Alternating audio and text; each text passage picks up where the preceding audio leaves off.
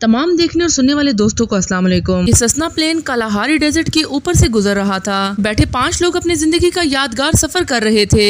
इनमें wild life और रेगिस्तान के नज़ारों को आसमान से देखना चंद ही लोगों को नसीब होता है। फिर उनका ये सफर जल्द ही उनकी जिंदगी का बदतरीन वाक़या बनने वाला था।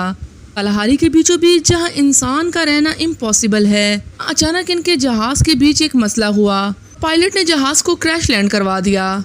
ग्रामी साउथ अफ्रीका में वाक़ Kalahari desert 9 lakh square kilometre के एरिया पर फैला दुनिया का छठा बड़ा डेजर्ट है।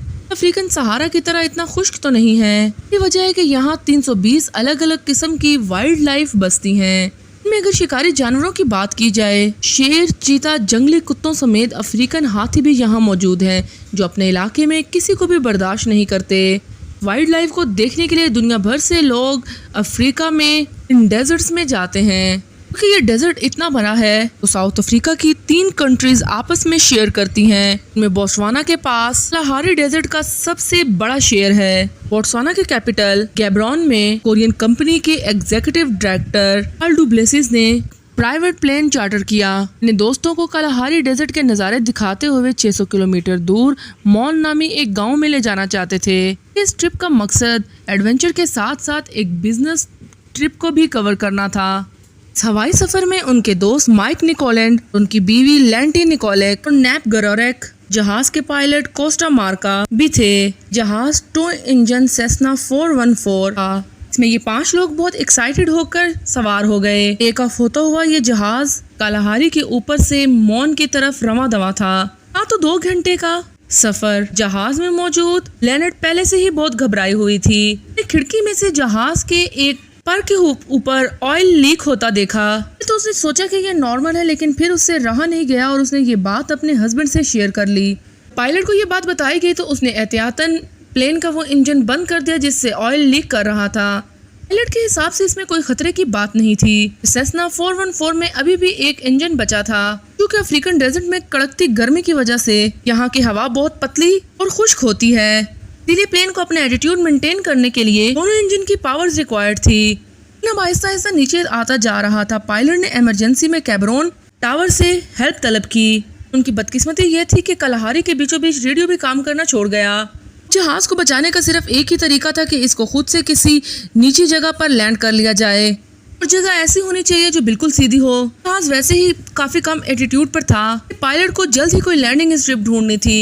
पहाड़ को नीचे सिर्फ छोटी बड़ी चट्टानों और झाड़ियों के सिवा नीचे कुछ भी नजर न आया। यानी इस डेजर्ट में उसे कोई प्लेन जगह ना मिली। सिर्फ एक ही ऑप्शन था, वो था अपनी जान बचाना।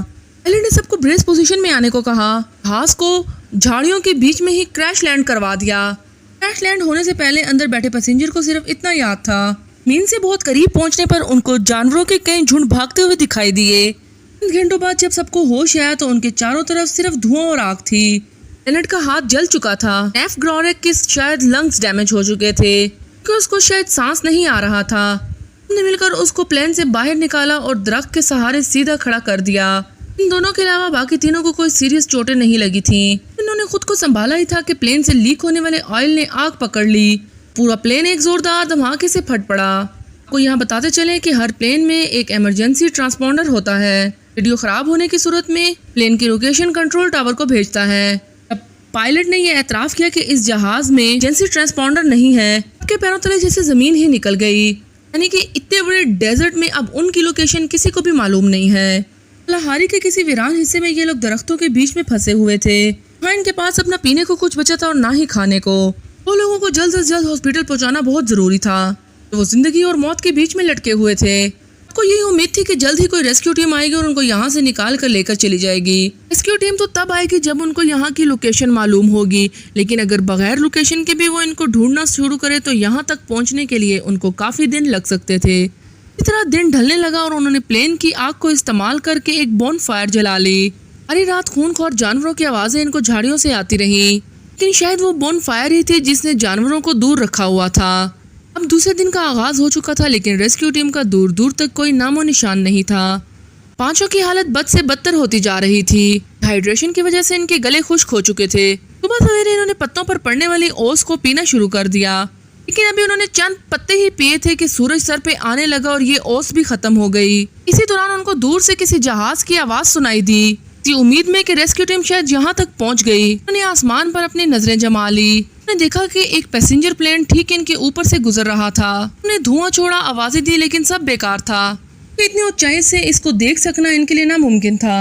उनको यही अपनी मौत दिखाई दे रही थी। वहाँ पड़े पड़े ये शायद भूख प्यास से मर जाएंगे और अगर बाहर निकले तो शायद जानवरों की भूख प्यास का सबब बन जाएंगे। आखिरकार एग्जीक्यूटिव डायरेक्टर और पायलट ने इस खतरनाक जंगल में मदद ढूंढने का फैसला किया। फैसला था तो बहुत खतरनाक, लेकिन इसके सिवा कोई और ऑप्शन ना बचा था। मदद की तलाश में जख्मी साथियों को छोड़कर पीछे रवाना हो गए। दूसरा दिन भी गुजर रहा था। पीछे मौजूद 2 लोगों की हालत खराब हो रही थी। दिन आग बरसाने वाली गर्मी ने इनको मजीद डिहाइड्रेट कर दिया था। दूसरी तरफ पायलट और काल को भी पूरा दिन चलते रहने के बाद भी पानी का कोई सुराग न मिला। दूसरे दिन अचानक बारिश होगी, लेकिन ये इतनी थोड़ी देर के लिए हुई थी कि ये लोग किसी भी चीज में पानी इकट्ठा न कर सके। 2 दिन गुजर चुके थे। काल और पायलट लगातार बेहाल डेजर्ट और झाड़ियों में चलते रहे। मजाल है कि इनको कोई इंसान नजर आए, ना ही कोई पानी का जखीरा मिला। को ये शक पड़ा कि वो सही डायरेक्शन में भी जा रहे हैं कि नहीं। दूसरी साइड पर क्रैश होने वाले जहाज की तरफ मौजूद लोगों को डिहाइड्रेशन हो रही थी। वहाँ मौजूद जिस शख्स के लंग्स डैमेज हो गए थे उसको अटैक्स पड़ना शुरू हो गए। वो पिछले 2 दिनों से सीधा ही खड़ा हुआ था। उसने अकेले ही जंगल में जाने का फैसला किया। वो थोड़ा ही आगे गया। रात को होने वाली बारिश का पानी एक सुराख में, जो कि एक दरख्त के बीच में था, इकट्ठा हुआ था। मुश्किल से एक गिलास भी पानी नहीं था, तो उन्होंने शेयर करके पिया। और चौथा दिन सबने ऐसे गुजारा जैसे अब वो हिम्मत हार चुके हों, बस अपनी मौत का इंतजार कर रहे हों। पायलट के जख्म पर कीड़े पड़ चुके थे। दूसरी तरफ पायलट और काल थे जो कि मुसलसल 4 दिनों से चल ही रहे थे।